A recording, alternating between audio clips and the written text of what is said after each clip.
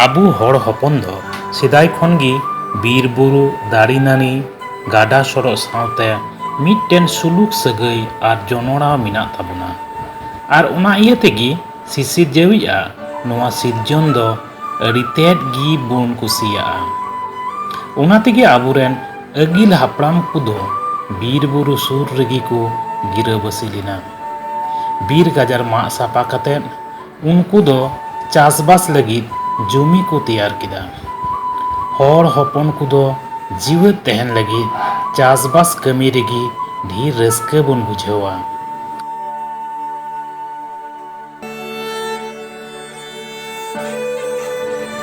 उना छाड़ा कतेन गई डांगरा मेरम बिडी सीम सुक्री और गेडे पारवा को बन असुल जों कना मिद समय तहे कना जहाया गोड़ा गी जीव जियरी ते पेरेज उनी गी किसड़ हड़ मेनते को लेखा वेगारी दिकान तहे कना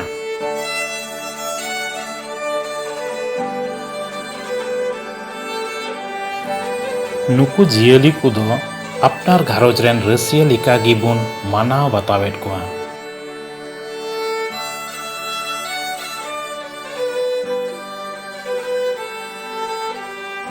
आबो हर हपन को दो साफा साफी जेत कना बुन ओनाते मिदते मिद ओड़ा रे दो बाबुन तहेना गई डांगरा काडा बितकिल दो गोड़ा रे बुन दोहयेत कोआ मेरम भिडी लगी दो गुदड़ी बुन तैयारिदा आर ओंडे बुन दोहयेत कोआ सीम आर गेडे दो कुंधी रे बुन दोहयेत कोआ सीम दो इखा ओका ओका दो पिंडरिया पाखा रे हो को गितिजोग कना आर ओंडे को बिलियेदा पावरा लगी दो गोड़ा रे आर बांकान ओड़ा साथी लातार रे टुकुज बुन आकाव को कना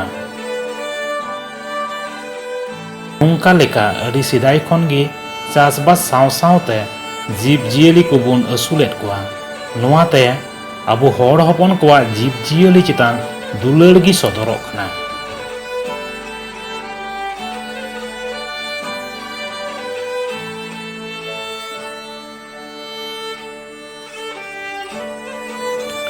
हर हपन को दो सिसिर जेविया सिरजन रेन हपन कना बुन ओनाते आबुआ सनाम लेकान परब परबास से धरम करम दो प्रकृति संगे जनना मिना आबुआ सिरिन दुरंग गाम कुदुम रे जीव जियली को बार बार बुन नियम तिये एर कोआ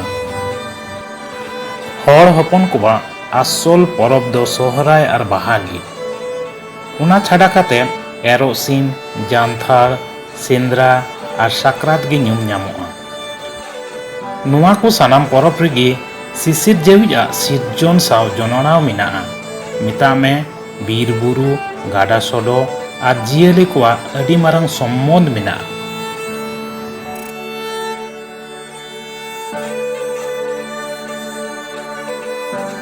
ᱯᱚᱨᱚᱵ ᱫᱚ ᱦᱟᱹᱛᱤ ᱞᱮᱠᱟᱱ ᱯᱚᱨᱚᱵ ᱠᱟᱱ ᱛᱟᱵᱚᱱᱟ ᱱᱚᱣᱟ ᱯᱚᱨᱚᱵ ᱫᱚ ᱢᱚᱬᱮ ᱥᱤᱧ ᱢᱚᱬᱮ ᱧᱤᱫᱟᱹ ᱵᱚᱱ ᱢᱟᱱᱟᱣᱮᱫ ᱠᱟᱱᱟ नोआ परब रिया जोस्ते दो सारहाव चासबास कमी मुचाद कते आबू दो आबुरेन सिसिर जावी बाबा सावते चासबास रेन आसल कारीगल गई डांगरा होबुन सारहावेत कोआ एनते सिरजन बाबा भरदान आर सिय डांगरा छाड़ा चासबास कमी दो ओहगे बुन दाड़ी किया उनाते डांगरा बुन डबरा सफायेत कोआ सुनुम बुन अजो आकु कना बाहा माला बुन हरो आकु कना आर सोहराय रिया तिसा दिन रे कुल्ही रे खुंटो लगित बुन अगुयेत कोआ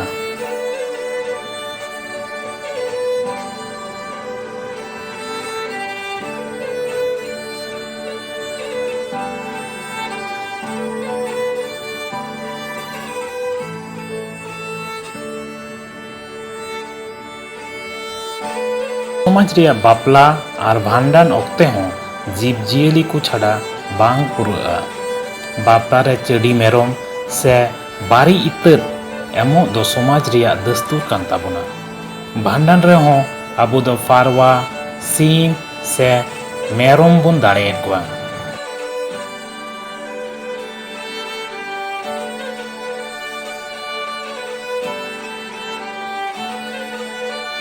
हाट पाता मेला ठेला रे सीम तुपुर से काडा लड़ाई रिया चल दो आबो समाज रे ती सिदाय खन चो हुई हिजुग कना ᱱᱚᱣᱟ ᱥᱤᱢ ᱛᱩᱯᱩᱫ ᱥᱮ ᱠᱟᱰᱟ ᱞᱟᱹᱲᱦᱟᱹᱭ ᱧᱮᱞᱛᱮ ᱟᱵᱚ ᱫᱚ ᱟᱹᱰᱤ ᱨᱟᱹᱥᱠᱟᱹ ᱵᱚᱱ ᱵᱩᱡᱷᱟᱹᱣᱮᱫ ᱠᱟᱱᱟ।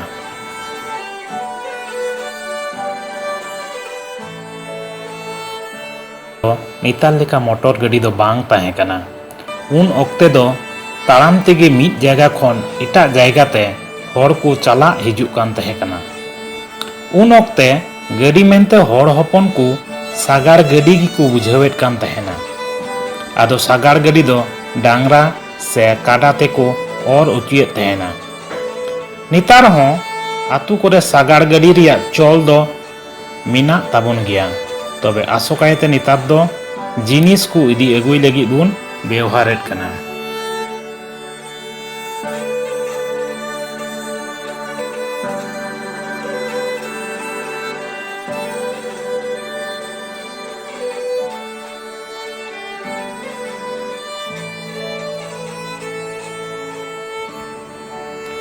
ᱟᱵᱚ ᱫᱚ ᱱᱩᱠᱩ ᱡᱤᱵᱽ ᱡᱤᱭᱟᱹᱞᱤ ᱟᱵᱚᱣᱟᱜ ᱥᱚᱢᱟᱡᱽ ᱨᱮᱭᱟᱜ ᱫᱚᱨᱥᱚᱱ ᱞᱮᱠᱟᱛᱮ ᱵᱚᱱ ᱟᱹᱥᱩᱞ ᱟᱹᱜᱩᱭᱮᱫ ᱠᱚᱣᱟ।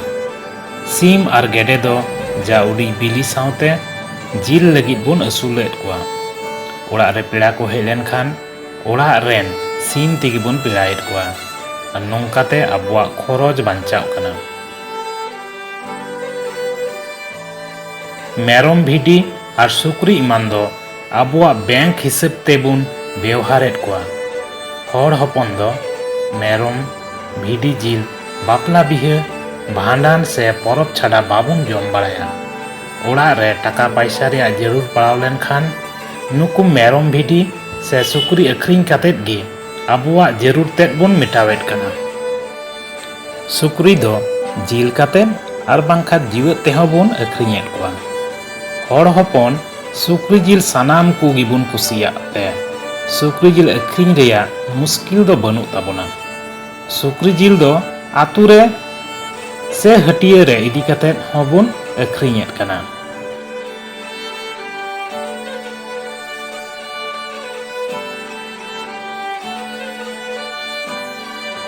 ᱜᱟᱹᱭ ᱰᱟᱝᱨᱟ ᱫᱚ ᱟᱥᱚᱠᱟᱭᱛᱮ ᱠᱟᱹᱢᱤ ᱞᱟᱹᱜᱤᱫ ᱵᱚᱱ ᱟᱹᱥᱩᱞᱮᱫ ᱠᱚᱣᱟ। ᱡᱮᱞᱮᱠᱟ ᱪᱟᱥᱚᱜ ᱠᱟᱹᱢᱤ ᱥᱮ ᱥᱟᱜᱟᱲ ᱚᱨ। ᱛᱚᱣᱟ ᱧᱩ ᱨᱮᱭᱟᱜ ᱪᱚᱞ ᱫᱚ ᱩᱱᱟᱹᱜ ᱫᱚ ᱵᱟᱹᱱᱩᱜ ᱛᱟᱵᱚᱱᱟ।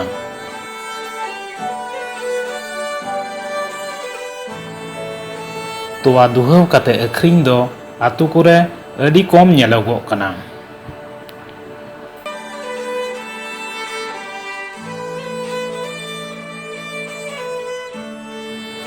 ᱛᱚᱵᱮ ᱱᱤᱭᱟᱹ ᱦᱟᱹᱞᱤ ᱚᱠᱛᱮ ᱥᱮᱴᱮᱨ ᱟᱠᱟᱱᱟ ᱟᱵᱚ ᱦᱚᱸ ᱟᱵᱚᱣᱟᱜ ᱪᱤᱱᱛᱟᱹ ᱵᱷᱟᱵᱽᱱᱟ ᱵᱚᱫᱚᱞ ᱨᱮᱭᱟᱜ।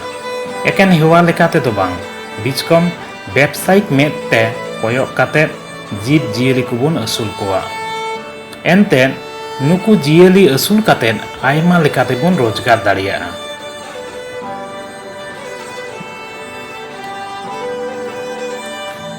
ᱯᱟᱹᱦᱤᱞ ᱡᱤᱵᱽ ᱡᱤᱭᱟᱹᱞᱤ ᱠᱚ ᱴᱷᱤᱠ ᱞᱮᱠᱟ ᱟᱹᱥᱩᱞ ᱦᱟᱨᱟ katet उनको अखरीं katet उनको खन बोन रोजगार दाड़े किया।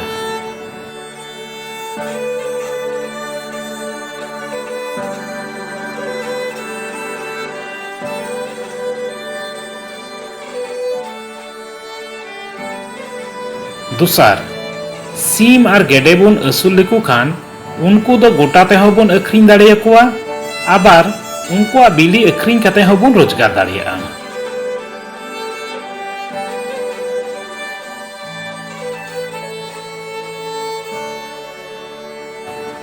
तिसार गई को मौज तेबुन असूल लेको खान उनको तोवा दो ओड़ा रहो बोन न्यू दाड़ेया आबार तोवा अखरीं काते टाका हो बोन रोजगार दाड़ेया।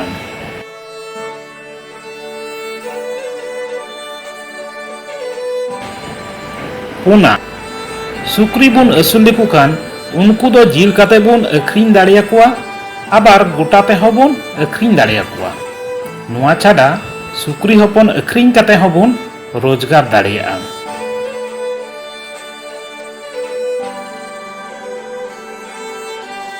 तारे टुकुज से सुनुम टीन आका katet पावरा बोन असूल दाड़ेया कुआ। पावरा हपन दो कटी रेगे बोन अखरीं कुआ और आबू हर हपन तालारे पावरा हपन रिया चाहिदा दो ढेर गया। पावरा खन दो कम खाटाव और कम खरच तेगे रोजगार दो मौज गे हुयुग ताबोना।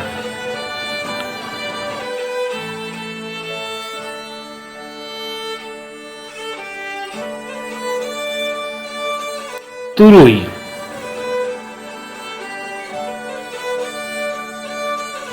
जीवजियाली को लगित जोमा ढेर माछा व्यवसायिक लगित बोन बनाव लेखान ओना दो आबुरेन जीवजियाली को जोमा आबार सारेज आद दो अख्रिंग काते बोन रोजगार दाड़ियागा।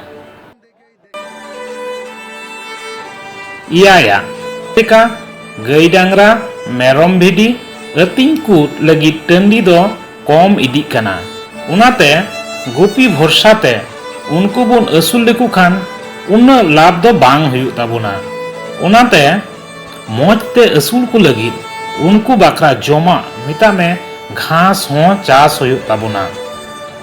मा आदो चिंतायाबुन एभेनो आबुन आर मने उरिज काते जीवजियाली असुल रिया मने बुन केटेज ताबोना।